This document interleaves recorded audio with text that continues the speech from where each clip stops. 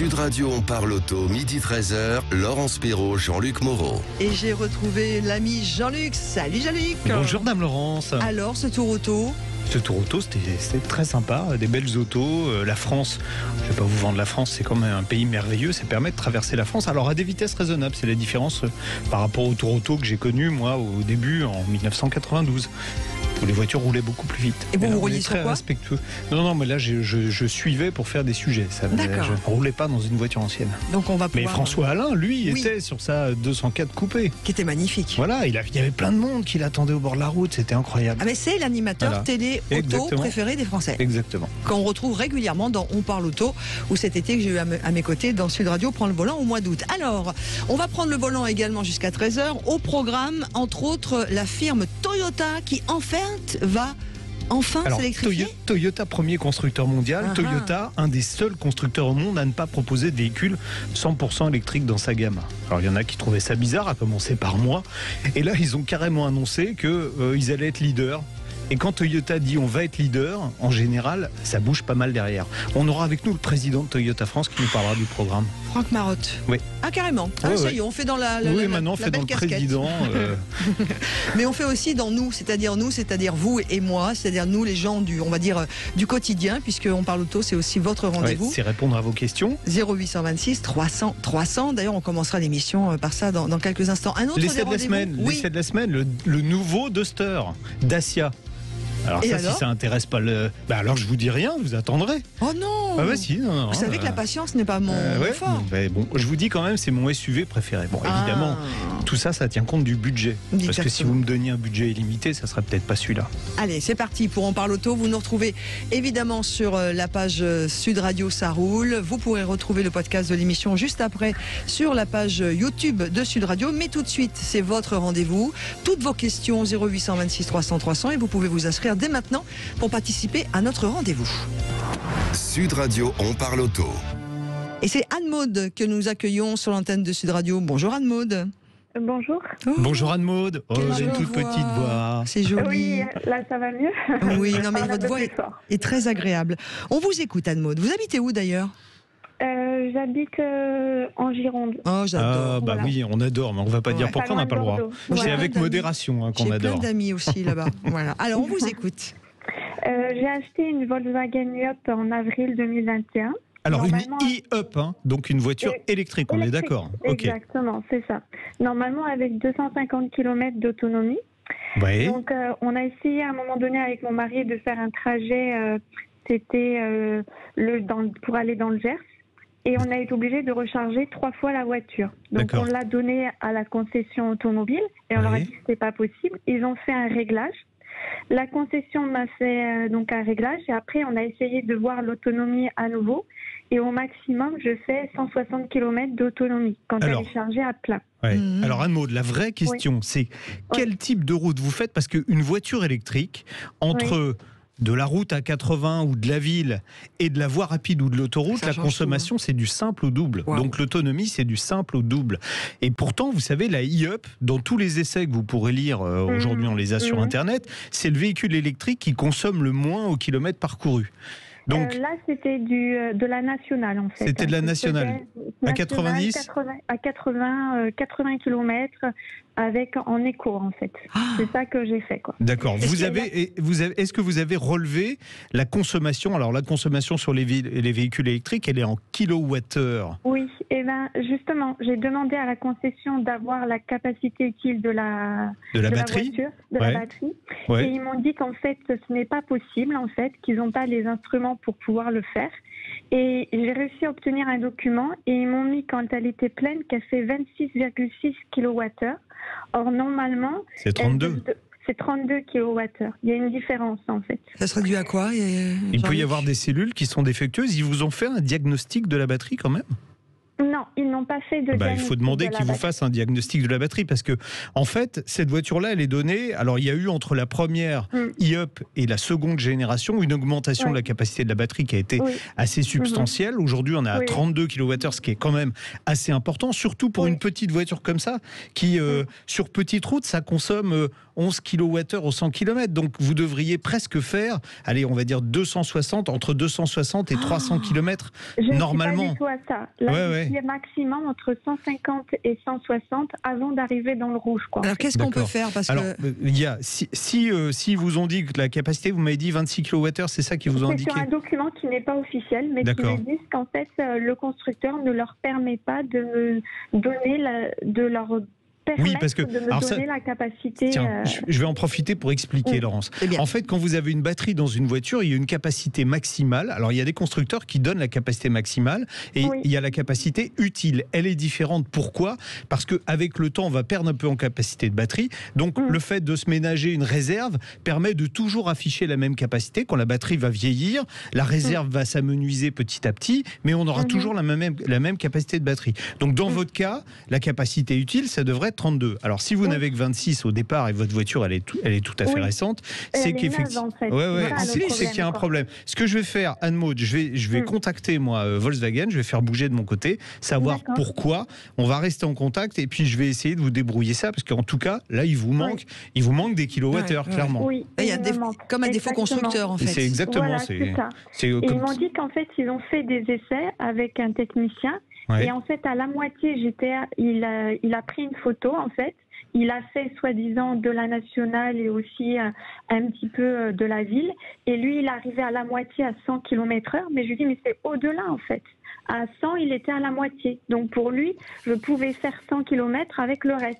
Mais avec mon mari, on est allé à l'océan, parce qu'on n'est pas loin de l'océan. On a fait des photos et tout, parce qu'il nous disait de téter de part vers nous. Et ça n'a tout. Et nous, on n'obtenait pas ça, en fait. D'accord. Écoutez, je vais voir. Je vais m'en occuper, Anne-Maud. Je pense que ça va bouger. Ça bouge tout de suite mieux quand on appelle directement. On est d'accord. J'ai fait une réclamation au siège. Vous savez, vous pouvez faire une réclamation. D'accord. Alors, ce qu'il faudra, c'est que hors antenne, vous donnez tout le dossier à Jean-Luc hors antenne, d'accord? Vous me donnerez tout et puis je vous appellerai, puis vous me donnerez tout et je verrai avec Volkswagen. Et Jean-Luc va s'occuper de vous, parce que monsieur l'ami Jean-Luc, quand il dit, il fait. J'aime bien. Il fait partie de ces hommes qui, quand ils disent, ils font. Enfin, ces hommes avec un grand H, les êtres humains. Oui, bien sûr. On est d'accord. Merci. On vous tient au courant, de toute façon. D'accord, Anne-Maud? Et bonjour en Gironde, où d'ailleurs beaucoup ont commencé les vendanges. Alors, et pas qu'en Gironde d'ailleurs. Dans quelques instants, je vais mettre en jeu un très très beau cadeau offert par mon album photo, mais pas tout de suite, parce que avant cela, j'ai bien dit dans quelques instants, mon ami Bastien qui réalise, j'adore. C'est pas grave. J'ai une autre bonne nouvelle, donc on peut le faire sur le côté cadeau. C'est que ce week-end, c'est les journées portes ouvertes de la Fédération française de motocyclisme, qui lance la première édition des journées découvertes de la moto partout en France, à destination des plus jeunes. Donc vous n'hésitez pas à aller sur le site de la Fédération française de moto, de voir si il y a effectivement une journée découverte, un week-end découverte pas très loin de chez vous.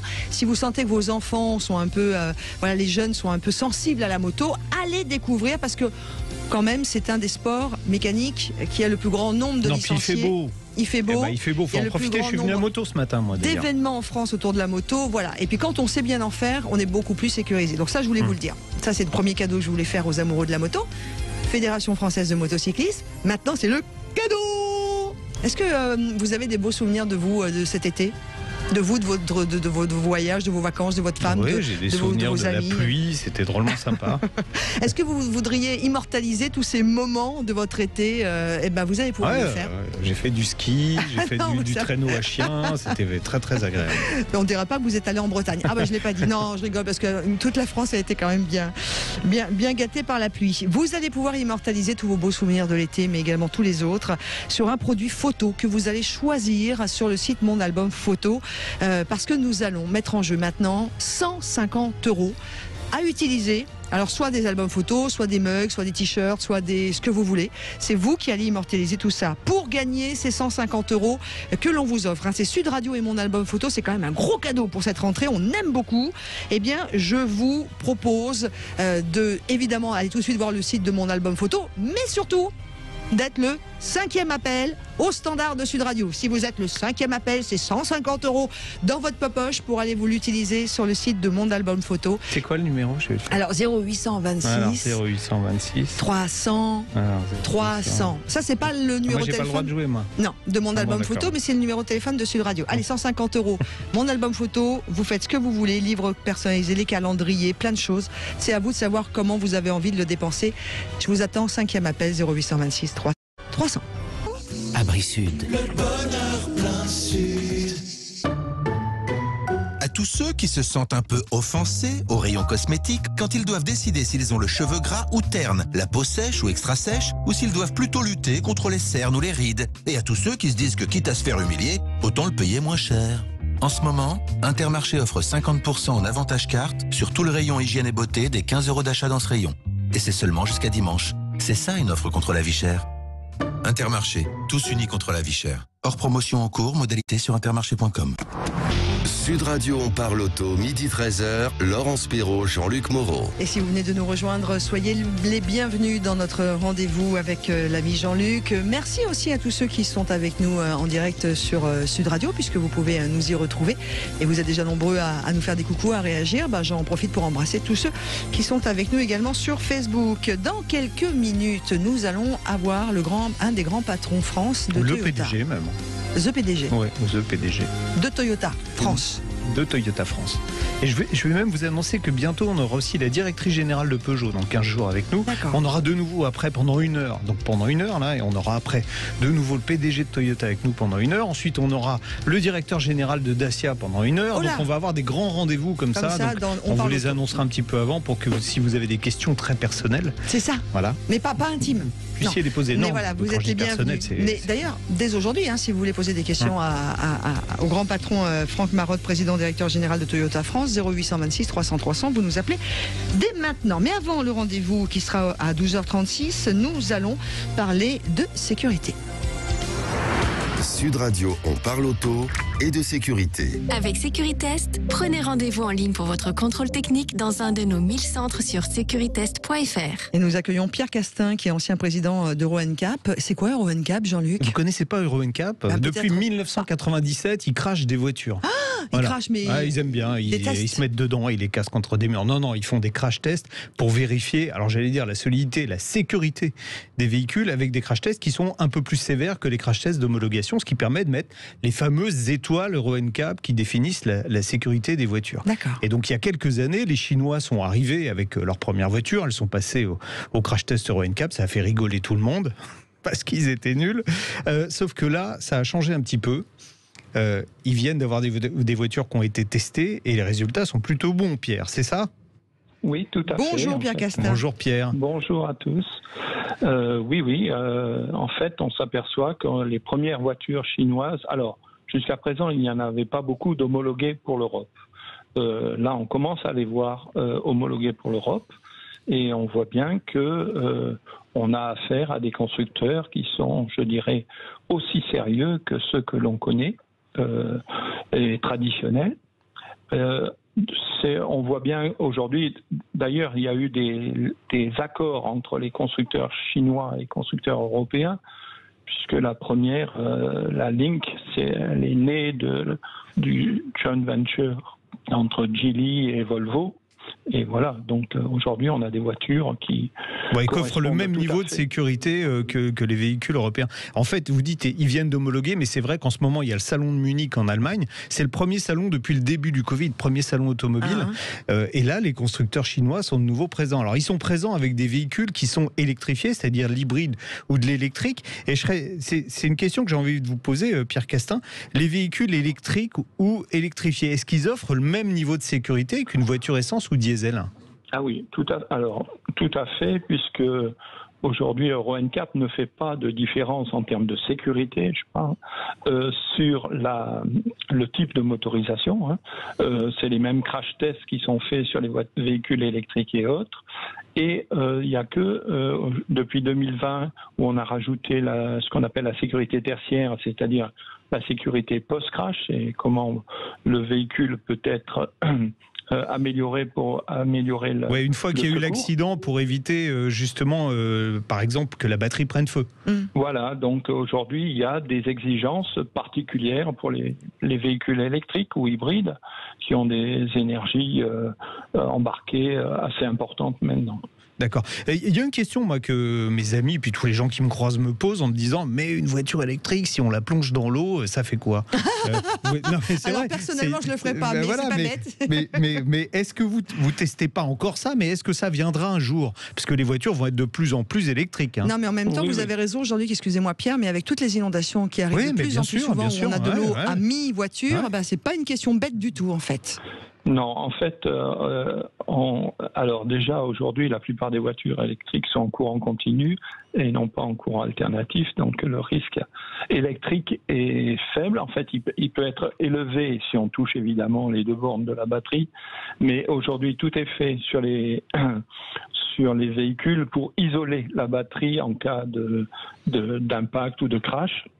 Et donc aujourd'hui, il n'y a pas vraiment de risque électrique sur une voiture, sauf pour les pompiers quand ils vont venir intervenir et couper des câbles, etc. Mais je dirais que pour l'occupant du véhicule, il n'y a pas de risque. D'accord, donc on a un même niveau. Le risque n'est pas là. D'accord. Et les notes d'ailleurs des voitures électriques, c'est meilleur, c'est équivalent aux véhicules thermiques? C'est pareil. Aujourd'hui, d'ailleurs, beaucoup de constructeurs ont je dirais le même modèle en version thermique, hybride ou électrique. Bon, bah parfait. Voilà. Donc en fait, c'est une motorisation qui offre le même niveau de sécurité. Voilà, Super. Moi, ce que je vous propose un jour, l'ami Jean-Luc, c'est d'avoir quelqu'un aussi en studio qui vient nous expliquer tous les tests que l'on fait subir à une voiture. Je crois que vous allez dire que je vous propose, c'est de faire un crash test un jour avec une voiture. Non. Parce qu'en fait, on le voit dans les reportages télévision, où on voit cette voiture avec le mannequin à l'intérieur qui se crache. Ouais. Mais il y a d'autres tests, il n'y a pas que les crash tests. J'aimerais bien qu'on fasse un peu un tour de ce qui se passe avant de mettre on redemandera à Euro NCAP ce qu'il y a comme tests qui sont faits. Vous verrez, il y a d'autres choses sur les systèmes de sécurité, par exemple. Par exemple, on les invitera aussi. Et toutes vos questions aussi, vous le savez, On parle auto, c'est votre rendez-vous, 0826 300 300. Merci beaucoup et bon week-end à Pierre Castin, qui est donc l'ancien président d'Euro NCAP. Sud Radio, on parle auto et de sécurité. Avec Sécuritest, prenez rendez-vous en ligne pour votre contrôle technique dans un de nos 1000 centres sur sécuritest.fr. Et tout de suite, pour la question auto avec vous, au 0826 300 300, nous allons accueillir Julien. Bonjour Julien. Bonjour Julien. Bonjour Laurence, bonjour Jean-Luc. C'est vraiment super de vous retrouver à la radio, Jean-Luc. Merci tonton Julien. Bon, Il a la voix plus jeune que la vôtre, excusez-moi. Je vous écoute. Ah oui, c'est pas gentil. Mais c'est pas... Alors Jean-Luc, j'ai une Fiat 500 électrique pour les petits trajets urbains, donc c'est vraiment top. C'est très bien en plus. Et pour remplacer une DS3 Crossback que j'utilise très peu et pour laquelle je suis un peu déçu par la marque DS, j'envisage l'achat d'un véhicule d'occasion confortable et donc du coup uniquement pour faire de longs trajets. Donc j'ai pensé à une C6 V6 HDI, donc soit le 2,7 litres, soit le 3 litres tout de suite. Si vous en trouvez une, le 3 litres, 240 chevaux, il consomme moins que le 2,7 litres. C'est un moteur fiable. Ouais, c'est beaucoup plus cher en occasion. Enfin, attendez, c'est mieux. Parce que je vous ai pas donné le budget encore. Ouais, allez-y. Et c'est pour un budget de 8 000 € environ. Sachant que j'ai vu aussi des Jaguar S-Type à peu près du Non, pas une S-Type. Non, une XF. Pourquoi une XF avec le même moteur, vous pouvez avoir le V6. En plus, là, on le trouve plus facilement. Le 3 litres 240 chevaux HDI, c'est le même moteur. Et une Jaguar XF à l'intérieur, à chaque fois. Alors, c'est un tout petit peu moins confortable que la C6, mais ça reste très confortable. En revanche, la présentation à l'intérieur, c'est top, quoi. Et puis, ça sera plus un collector que la C6. Je dis pas que la C6 sera pas un collector. Je pense que ça le deviendra, parce qu'aujourd'hui, ceux qui recherchent vraiment le confort absolu, ils veulent des C6. Donc, dans un cas comme dans l'autre, c'est peut-être pas un mauvais investissement, quoi qu'il arrive. Mais on peut avoir une Jaguar XF à 8 000 €. Ouais, exactement, ouais.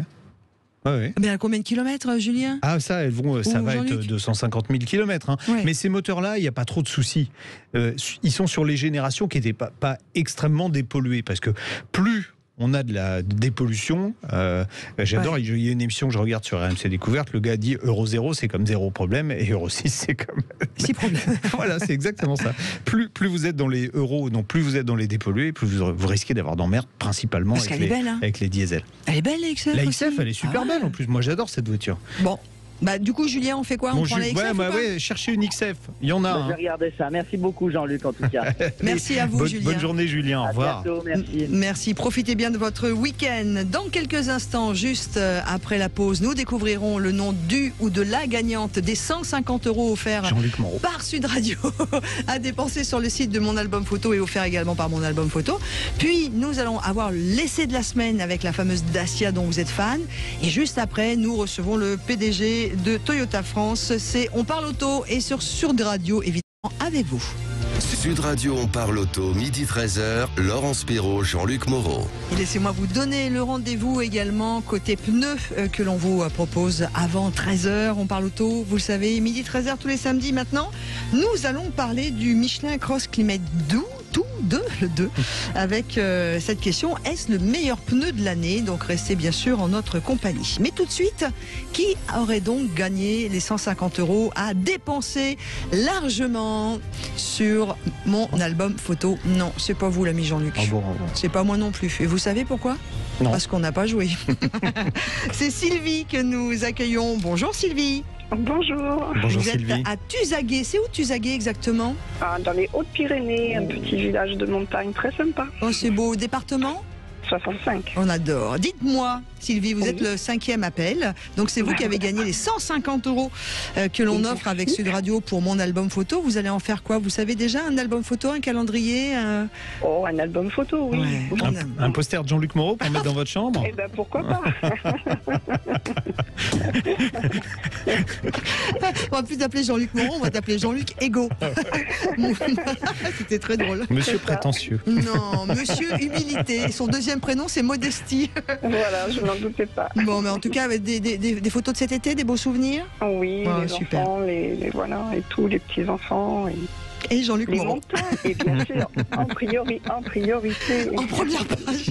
Bon, Sylvie, on vous envoie tout ça. On est ravis avec Sud Radio de vous offrir ces 150 € offerts également sur Mon Album Photo, à valoir sur Mon Album Photo. Et vous le savez, Sud Radio vous gâtera encore et encore avec beaucoup de bonheur. Sud Radio, on parle auto et on prend le volant. Alors, vous avez pris le volant, Jean-Luc, de la Dacia. Duster. Alors vous allez me dire, mais c'est pas nouveau, il est sorti en 2010, le Dacia Duster. Mais pas celle-ci. Il a mis 11 ans. Mais non, mais c'est le nouveau Dacia Duster. Il s'est vendu 1,9 million de Duster. Autant dire. Alors vous savez, chaque année, il y a l'élection de la voiture de l'année. Cette année-là, je me suis dit, mais pourquoi ils n'ont pas élu le Duster? Ils sont complètement à la masse. Et pourquoi? J'en sais rien. C'est parce que le jury était à la masse. Était pas très éclairé. Donc pour moi, c'est un des plus grands succès. Et c'est vrai que c'est une voiture sexy, pas chère. Pourquoi dépenser plus? C'est exactement ça. Alors c'est pas un nouveau modèle à 100%, c'est plus un restylage. D'ailleurs, on pourrait jouer au jeu des 7 erreurs. Vous avez une nouvelle calandre, des nouvelles jantes qui sont plus aérodynamiques. La calandre également, ça permettra de baisser un tout petit peu la consommation. Vous avez des pneus basse résistance au roulement. Ce qui est le plus visible, c'est la nouvelle signature lumineuse à l'avant. Vous avez des feux en forme de Y à l'arrière aussi. Bon, tout ça, ça fait quoi? Ça fait qu'il était sexy, il est encore plus sexy. Donc, il est mieux. À l'intérieur, c'est la même taille de voiture. C'est un véhicule qui fait 4,40 m de long. Il y a un grand coffre qui fait 470 litres. Il y a toujours de l'espace à l'arrière. À l'avant, la présentation, elle a évolué. Parce qu'à chaque génération de Dacia, ça progresse. C'était du low cost avant, donc les plastiques, ils étaient un peu gratte-gratte, c'était pas terrible. Et maintenant, franchement, on monte dedans. Je trouve ça très bien. Même l'équipement, vous avez en matière de connexion, par exemple, Android Auto, Apple CarPlay en Wi-Fi, s'il vous plaît, madame. Il y a des véhicules plus haut de gamme qui l'ont pas. Et puis, Dacia nous avait dit, vous savez, il y aura jamais de caméra, de trucs, machin. Vous avez des caméras en périphérie de la voiture. Aujourd'hui, vous pouvez faire comme sur les Range Rover d'il y a quelques années. Voilà. Donc, chouette Duster, mais ce qui va le plus intéresser les possesseurs du Duster d'avant, le précédent, c'est qu'il est désormais de nouveau disponible avec la boîte automatique. Et oui, ma bonne dame. Et même sur la motorisation. Vous dites de nouveau, ça veut dire quoi? Ça veut dire qu'à un moment, ils ont arrêté? Ça veut dire qu'à un moment, il y avait une boîte automatique, qu'après, ils ont arrêté, et que là, elle revient. En particulier sur la motorisation 1,3 litre TCE 150 chevaux, c'est le moteur essence le plus puissant. Il n'est disponible qu'avec cette boîte automatique, qui est une boîte robotisée à double embrayage. Alors, c'est très bien parce que Elle a beaucoup de douceur. Elle manque peut-être un petit chouille de réactivité quand on décide de conduire plus sportivement. Mais qui va rouler en manuel?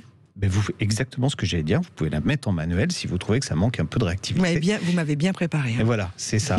Et d'ailleurs, vous pourrez voir sur la vidéo, puisque la vidéo qui est disponible sur YouTube Sud Radio. YouTube Sud Radio et détaille un peu plus que ce que je vous raconte à l'antenne. C'est pour c'est le teasing qu'on fait en fait en radio. La consommation. Alors, consommation 6,6 litres au 100. Faut pas oublier que c'est un moteur essence qui fait 150 chevaux avec une boîte automatique. On va dire que c'est plutôt raisonnable. Après, si vous chassez le gaspille, vous pourrez descendre un peu en dessous ça. Bon, il n'y a pas de secret. Ça consomme moins en diesel. Il n'y a qu'une motorisation diesel qui sera disponible en France.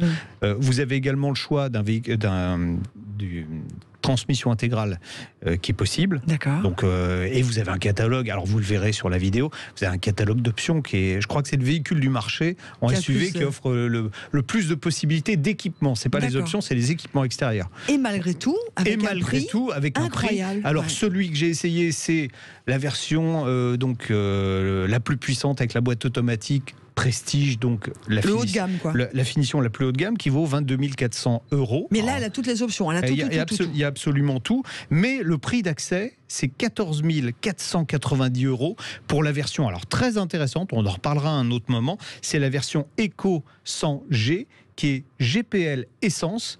Et pour moins de 15 000 €, vous avez un véhicule avec un moteur qui marche bien et qui peut rouler ou au GPL ou à l'essence. En plus, avec 2 gros réservoirs, 50 litres de GPS, 50 litres d'essence, 1235 km d'autonomie. On en reparlera. Une question pour conclure avant d'accueillir le PDG de Toyota France sur l'antenne de Sud Radio et dans On parle auto. Comment Dacia ils font, c'était pas français, comment font-ils pour arriver à des tarifs comme ça et sur une qualité, parce que on est d'accord, Dacia, le Duster, c'est hyper quali, le rapport qualité-prix, il est ouf. Rationaliser, et les voitures sont vendues au juste prix. Si vous allez chez Dacia et que vous demandez une réduction, on vous regardera avec des grands yeux. Donc c'est le vrai prix. On va demander d'ailleurs tout de suite, puisque vous savez, Sud Radio, parlons vrai, si chez Toyota, ils vendent aussi les voitures au juste prix. C'est parti, le Dacia Duster fait et testé par l'ami Jean-Luc Moreau. Vous le retrouvez bien évidemment sur le YouTube de Sud Radio. Biomotors, agissez pour la planète en roulant au superéthanol et économisez jusqu'à 50% sur votre carburant. Présente. Sud Radio, on parle auto, Laurence Perrault, Jean-Luc Moreau. Et la voiture et l'environnement aujourd'hui accueille donc Franck Marotte, qui est président directeur général de Toyota France, qui est avec nous. Bonjour Monsieur le Président. Bonjour Monsieur Marotte. Bonjour madame. C'est très protocolaire. Hein. C'est très protocolaire. Hein. Bonjour Franck, et bonjour Laurence et bonjour Jean-Luc. On est ravis de vous recevoir. Vous êtes le premier à ouvrir la saison des grands patrons qui viendront il reviendra Franck. Là, c'est la session d'essai parce qu'il reviendra dans un mois, mais pour 1 heure. C'est un échauffement, il reviendra pour 1 heure en studio. On aura plein de questions. Mais pourquoi vous avez invité Franck Marotte aujourd'hui ? Parce que y a un truc que je ne m'explique pas. Moi, j'ai dû rouler avec ma première Toyota 100% électrique il y a plus de 20 ans, il y a 25 ans en fait. C'était un petit RAV4 que j'étais allé essayer en Belgique et on pensait que Toyota serait le premier constructeur au monde puisqu'il a été le premier au monde à lancer en grande série de l'hybride. Voilà. Je me suis dit, ça sera les premiers au monde à commercialiser de l'électrique. Et depuis, Waterloo, Morne-Pleine. C'est pas parce que c'était en Belgique, mais ça a quand même un rapport. Voilà. Et là, c'est cette semaine ou la semaine précédente, je ne sais plus, que Toyota a annoncé un plan de 11,5 milliards d'euros pour développer des batteries et des véhicules électriques. Alors pourquoi ce retard à l'allumage, Franck Marotte ? Alors c'est un retard à l'allumage parfaitement assumé parce que notre stratégie depuis, et vous avez cité des temps passés, notre stratégie depuis plus de 20 ans a été de contribuer à la décarbonation par l'électrification de nos véhicules, mais tout en associant en permanence l'accessibilité prix pour les consommateurs. Et c'est pour ça que, pendant 20 ans, effectivement, nous avons fait des véhicules hybrides qui n'ont cessé de progresser avec une technologie qui a beaucoup évolué. Et nous sommes maintenant à la 4e génération sur la nouvelle Yaris qui a été lancée il y a 1 an, sur le Yaris Cross que nous allons lancer la semaine prochaine. Donc les progrès ont été massifs, avec des investissements déjà très importants sur les batteries, avec une avance technologique que nous avons prise qui est très significative et qui nous permet maintenant de venir aux véhicules électriques à batterie qui manifestement commencent à être de nouveau accessibles en termes de prix sur certaines catégories de gamme. Et donc c'est le bon moment selon nous parce que il ne s'agit pas seulement de faire des véhicules pour les mettre dans des salons, mais Il faut surtout qu'ils trouvent les consommateurs, les offres que nous faisons. Ouais. Donc on estime que c'est maintenant le bon moment. Et vous avez en plus annoncé, parce que là vous pourriez rattraper le retard, mais c'est pas l'idée, c'est de faire un pas supplémentaire. Vous avez annoncé même une génération de batteries avec 100 cobalt et 100 nickel, donc deux matières premières qui posent problème dans les batteries actuelles. Donc ça veut dire que vous allez un cran plus loin que vos concurrents. Absolument, c'est toujours l'idée. On le fait aussi dans un autre domaine de l'électrique qui est l'hydrogène, puisque on parle toujours de voitures à hydrogène, mais les voitures à hydrogène sont en fait aussi des voitures électriques. Sauf qu'on produit l'électrique à bord du véhicule au lieu de le stocker dans des batteries. Mais dans tous les développements que nous faisons, et c'était le cas déjà de l'hybride il y a 20 ans, on essaye effectivement à la fois de trouver des consommateurs en termes d'accessibilité prix, et puis d'avoir une avance technologique qui nous permet d'apporter quelque chose de plus que nos compétiteurs. Et donc, à la fin, de vendre plus aussi que nos compétiteurs. Donc, dans le domaine des batteries, c'est ce que nous avons annoncé comme plan, avec un investissement massif qui va nous conduire pendant les années qui viennent, à investir dans les solides batteries, comme on appelle ça en mauvais français, donc les batteries solides, qui sont plus compactes, plus sécurisantes, et puis aussi en essayant petit à petit de faire des batteries qui soient moins consommantes en produits qui sont rares et dont on manquera incontestablement dans les mois et les années qui viennent. Franck Marotte, je voudrais juste vous poser une question parce que vous êtes constructeur aussi et comme tous les constructeurs souffrent aujourd'hui de pièces, on entend beaucoup parler cette semaine, qui n'arrivent pas, de composants, etc. Pour développer toutes ces batteries de l'avenir, est-ce que vous êtes aussi freiné dans votre recherche et développement et dans vos développements industriels par rapport à les pièces qui manquent aujourd'hui? Parce qu'il y a une vraie crise dans le milieu de l'automobile, parlons vrai, sur Sud Radio. Alors, il y a effectivement une crise en ce moment que nous avons réussi à ne pas trop subir sur les 8 premiers mois de l'année, que nous subissons un petit peu plus ces dernières semaines, ce qui nous amène globalement à avoir un délai supplémentaire par rapport à ce qu'on avait prévu de 1 mois pour les livraisons à nos clients, mais pas plus qu'1 mois. Donc, on est quand même sous contrôle parce qu'on a une meilleure connaissance et un travail plus profond avec nos fournisseurs. Et dans le domaine spécifiquement de la recherche et développement des batteries, pour le coup, ça n'est absolument pas affecté, puisque nous travaillons là encore en lien avec des fournisseurs historiques que nous avions pour l'hybride depuis 20 ans. Nous avons une stratégie justement de fabriquer des batteries chez Toyota, donc à l'intérieur de l'entreprise, et de ne pas seulement avoir des approvisionnements extérieurs. Donc c'est un mélange de in-house, comme on appelle ça, là encore en mauvais français, donc de faire des choses dans l'entreprise, y compris pour la fabrication, et puis de partenariats stratégiques avec des fournisseurs depuis 20 ans qui nous approvisionnent en composants. Donc la R&D n'est pas affectée du tout par ce problème-là. Donc, premier épisode, ça sera 2022 avec le premier modèle électrique. On en reparlera quand vous allez revenir. On va garder un suspense terrible. En studio, vous viendrez. Ouais. Comme ça, on pourra vous cuisiner. Mais je me permets de dire qu'il y en a déjà eu un dans le groupe Toyota. Oui, c'est vrai. Le premier véhicule qu'on a introduit, c'est Lexus, avec l'UX électrique. Mais je l'ai déjà essayé depuis mars. Oui, je l'ai essayé même il y a 2 ans, moi, au Japon. Donc, absolument. Le développement sera aussi en France, parce qu'il y a aussi des usines Toyota. Enfin, Toyota est très présent sur le territoire français.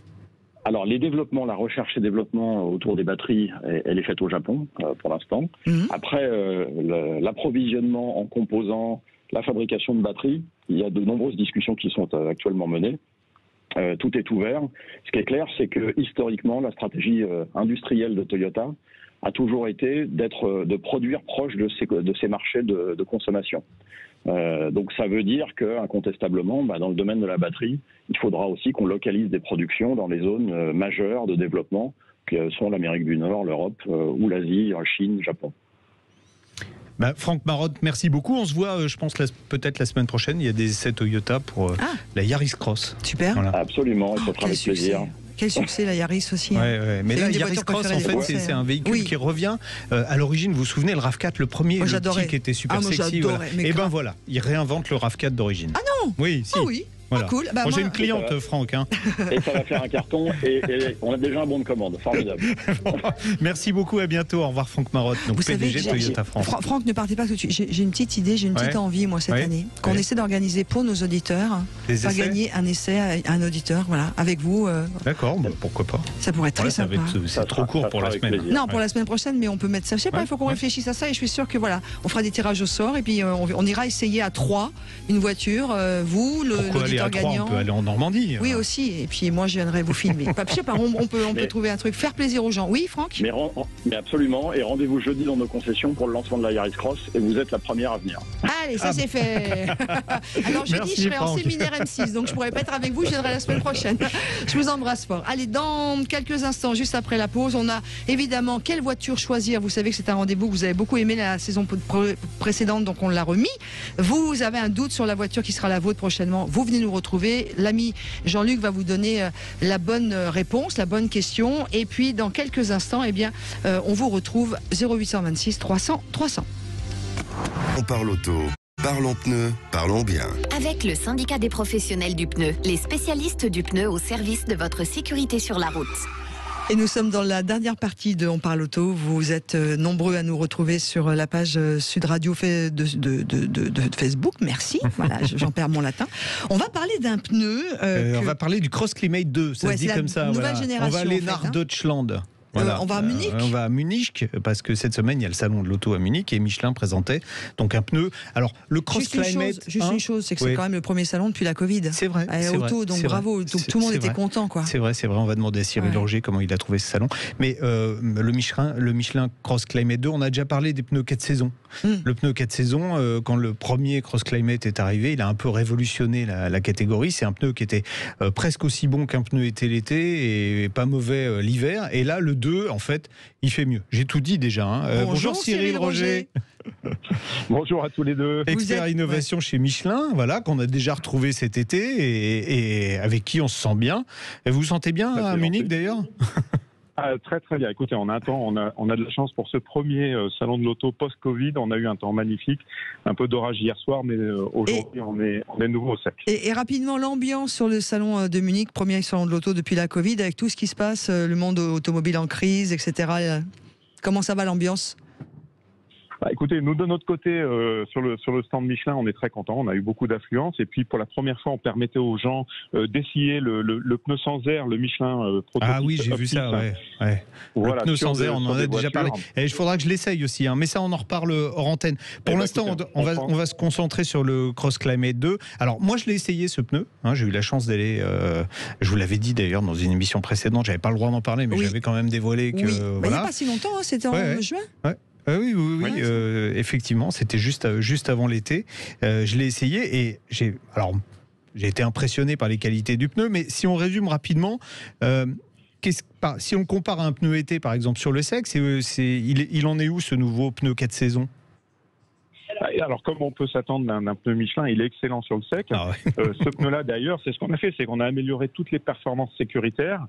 Et le sol sec, par exemple, on est le meilleur de ce segment, avec en moyenne, dans les conditions de test qui ont été réalisées, 3 mètres d'écart par rapport à la moyenne de ses concurrents, meilleur sur une distance d'arrêt 130-0, donc ce qui est quand même pas rien. Donc ça freine aussi court qu'un pneu été l'été, on est d'accord ? Pratiquement, voilà. Sur sol sec. Sur sol sec. Sur le mouillé, il s'en tire comment ? Savonnette ou Pas du tout. Là aussi, on a travaillé avec l'innovation. On a travaillé pour améliorer les performances d'adhérence sur sol mouillé, non seulement quand le pneu est neuf, mais aussi quand il va être usé. Et là aussi, on se retrouve avec un pneu qui est le leader par rapport à la moyenne de ses concurrents. Donc, on a un pneu qui est performant, à la fois neuf et à la fois usé sur route mouillée, ce qui est quand même un gage de sécurité en toute saison. Bon, alors maintenant, j'ai des questions pièges. Parce que les gens qui nous écoutent disent, OK, d'accord, ils essayent de nous vendre un Michelin Cross Climate 2, mais ça consomme plus qu'un pneu été. Et puis, c'est plus cher. J'ai bon ou j'ai faux ? C'est quoi le plus cher ? On peut avoir une idée de prix ? Alors c'est un petit peu plus cher en fait. Non, parce que les prix sont pas fixés. Vous savez, le marché est libre, donc les prix sont pas fixés par Michelin. Nous on donne des recommandations aux revendeurs, mais on est un petit peu plus cher qu'un pneu été. Mais il faut garder en tête que c'est des pneus que vous n'allez pas changer, donc vous n'avez pas besoin d'avoir des jantes additionnelles, vous n'avez pas besoin de les stocker aussi pendant l'hiver ou pendant l'été si c'est l'autre jeu de pneus. Donc globalement, vous vous y retrouvez bien. Et puis là aussi, on a fait un effort parce que c'était un peu on va dire une des faiblesses du premier Cross Climate, même si ça a été le leader de son marché, c'était la résistance au roulement qui, vous le savez, fait consommer un peu plus votre voiture. Et 1 plein sur 5, je vous rappelle, c'est la consommation de la voiture liée aux pneus. Et donc là, on a amélioré la résistance au roulement pour le ramener au même niveau que ce qu'on trouve pour un pneu été. C'est-à-dire qu'on est vraiment sur un pneu qui va être très performant en résistance au roulement et qui va nous ramener dans les standards de ce qu'est un pneu été aujourd'hui, donc de très bon niveau. Alors pourquoi on en parle maintenant ? Parce qu'il faut s'en préoccuper. On a la loi montagne, on en a parlé la semaine dernière, qui arrive au mois de novembre. Il y a plein de régions où il faudra avoir des équipements adaptés à l'hiver, et en particulier un pneu 4 saisons, ça fonctionne. Ça veut dire qu'avec celui-là, on aura un pneu qui sera pratiquement aussi bon qu'un pneu été l'été, et puis pas mauvais lieu, on n'aura pas besoin d'avoir plusieurs trains de pneus. C'est un gros avantage. Voilà, c'est ça, parce qu'avec la loi montagne, donc ça va imposer dans certaines régions de France une bonne partie 42 départements. Exactement, donc 42 départements, vous allez avoir l'obligation de monter des pneus qui sont marqués ce qu'on appelle 3 PMSF, un petit marquage, la flocon dans la montagne. Et le Cross Climate 2, le Michelin Cross Climate 2 est marqué 3 PMSF. Ça veut dire que vous serez complètement, vous aurez le droit légalement d'utiliser ce pneu en plein hiver. Et on sait très bien que les conditions climatiques peuvent changer drastiquement avec le réchauffement climatique qu'on vit. Donc on peut se retrouver rapidement avec des très fortes chutes de neige. Et là, on aura un pneu qui vous permettra de rouler en toute sécurité, quelles que soient les conditions. On peut équiper tous les véhicules ? Alors on va avoir une grande majorité des véhicules qui vont être possibles dans le marché des véhicules, on va dire classiques pour l'instant, puisqu'on aura 105 dimensions qui vont être lancées, du 15 pouces jusqu'au 20 pouces. Donc vous voyez qu'on a à peu près, on couvre 99% des dimensions de ce marché-là. En termes de prix, j'ai fait une petite étude rapidement entre nous. Là, on commence à peu près à 80 € et on peut monter à 140 en fonction de évidemment du prix. C'est déjà dispo, Cyril Roger ? C'est déjà dispo ? Oui. Tout à fait, c'est un pneu qui a été lancé le 2 septembre, donc vous voyez, c'est tout récent. Et il est disponible sur le marché. Écoutez, on vous laisse et puis je vais en acheter tout de suite alors. Et en tout cas, pour ceux qui sont dans les 42 départements qui vont être touchés. On va en reparler de toute façon. Cyril Roger, expert innovation chez Michelin. Donc si effectivement vous êtes sur un des 42 départements touchés par la loi montagne, c'est sans doute une solution beaucoup plus confortable, même si elle sera peut-être un petit peu plus chère que ce que vous pensez. Mais sur le long terme, ce sera très bien. Tout de suite, et pour conclure notre rendez-vous, on va accueillir Pierre. Sud Radio, on parle auto. Parlons pneus, parlons bien. Avec le syndicat des professionnels du pneu, les spécialistes du pneu au service de votre sécurité sur la route. Sud Radio, on parle auto. Quelle auto choisir ? Yannick, exactement. Yannick, voilà. Pierre, c'est son nom de famille. Bonjour Yannick. Bonjour Yannick. Bonjour Jean-Luc. Non mais Laurent, c'est spécialiste des prénoms ou des noms changés. Toujours. D'ailleurs, je mets des fois des petites difficultés. Des pièges. Vous habitez où, Pierre ? Non, Yannick. Oh, bah oui. Pardon. J'habite en Corrèze. Très bien, on vous écoute. Du coup, je suis l'heureux propriétaire d'un enfant depuis 4 mois. Ah, ça c'est bien. Alors, on dit pas propriétaire, on dit papa. Vous l'avez acheté où ? Ah, bah oui, pardon. Effectivement. Et l'heureux propriétaire d'une voiture qui ne fait plus l'affaire. Voilà. Trop petite. Du coup, on souhaiterait changer notre C3 diesel de 2007 pour un break. D'accord. Le week-end dernier, on allait tester une 308 SW, une i30 SW, une A420 et une Fiesta. D'accord. Votre budget, c'est quoi ? Parce que c'est ça, en fait, le nerf de la guerre. 20, 23 Ah bon, euros. c'est confortable, c'est confortable. Votre coup de cœur sur les 4 Et vous voulez quoi ? Vous voulez de l'essence, du diesel ? Vous roulez beaucoup, pas beaucoup ? Alors, ce serait pour faire entre 25 et 30 000 km. Ah, vous roulez un petit peu, donc peut-être un diesel. Et ce serait la voiture de madame, et madame veut du diesel et une boîte manuelle. D'accord. Ça tombe bien, si vous voulez une boîte manuelle, comme ça rentre dans votre budget, une Audi A4 4e génération, voilà, en 2 litres TDI. Voilà, vous avez l'intérieur, c'est quand même super sexy, le fameux virtual cockpit là. Si vous l'achetez d'occasion, prenez-en une avec l'option suspension pilotée, c'est beaucoup plus confortable. C'est une voiture qui est très bien insonorisée. Elle est sexy. Bon, elle est moins pratique que la 308 SW, qui est plus logeable avec un plus grand coffre, et surtout la 308 offre un plancher plat alors que la 4 n'offre pas de plancher plat. Mais par contre, voilà. Je ne devrais pas le dire, mais d'un côté, vous avez une Audi et de l'autre, vous avez une Peugeot. En plus, la 308 a quelques soucis de fiabilité avec les motorisations, que ce soit essence ou diesel. Exactement. Après, j'avais aussi pas un petit coup de cœur, mais on avait regardé les Skoda Octavia. Ah, c'est bien, moi j'aime bien. Mais là, au niveau budget, on est même en dessous. Non, c'est-à-dire vous pouvez prendre une plus équipée, quoi. C'est ça, avec moins de kilomètres. Vous cherchez une occasion ou une neuve ? Ah c'est forcément une occasion. C'est forcément une occasion. À 23 000, voilà. Donc une Skoda. Alors là, par contre, vous avez un cargo. C'est ça. C'est ça. Enfin, vous voulez transporter votre maison en fait dans le coffre. Par contre, excusez-moi, il y aura un peu de ça. Yannick et l'ami Jean-Luc, moi vous savez que j'aime le diesel, donc j'ai pas de souci avec ça. Oui, non, mais là, ça y est, on est parti sur du 2 litres TDI. Là. Ok, mais selon l'occasion, il sera en critère quoi? Parce que ça sera un truc récent, ça sera de l'Euro 5. Ouais, il sera en 2 ou 3 Ça sera 2. 2. Ça sera 2. Parce qu'on sait qu'avec les ZFE, il y a déjà 11 zones. La Corrèze n'est pas encore touchée, mais il y a un moment, ça va être touché. D'accord. Donc il pourra ça vous laisse encore un peu de temps. Ouais. Exactement. Vous n'êtes pas en région parisienne? Non, mais il n'y a pas que la région parisienne. Voilà, il n'y a pas que la région parisienne. Toulouse est touchée, par exemple. Oui, je sais. Pas la région métropole toulousaine. Non, mais l'interdiction pour les critères 2 sera à Paris avant d'autres villes de France. Oui, ça va. Sauf si Anne Hidalgo, d'ici, est présidente de la République. D'accord. Oh. Et du coup, concernant les moteurs sur Skoda? Pareil, le 2 litres TDI, franchement, non, mais c'est les mêmes. Alors, non, en plus, si elle veut pas de boîte automatique, c'est parfait, parce qu'il y avait des soucis justement sur les boîtes automatiques qui étaient avec ces moteurs-là. Donc ça tombe très bien. Si votre femme veut une boîte mécanique, un 2 litres TDI 150 chevaux, c'est parfait. Bon, voilà, Yannick, vous avez le choix du roi, en fait, vous. Hein c'est parfait. Monsieur le propriétaire de votre voiture. Et heureux papa, comment s'appelle le petit? Maël. Oh, c'est beau. C'est mignon. Ouais, vous lui ferez un énorme bisou. Un bisou à maman aussi. Et puis, profitez bien. Et puis, bon voyage en Skoda. De la plus belle aventure humaine d'être parent. Et la plus fatigante aussi.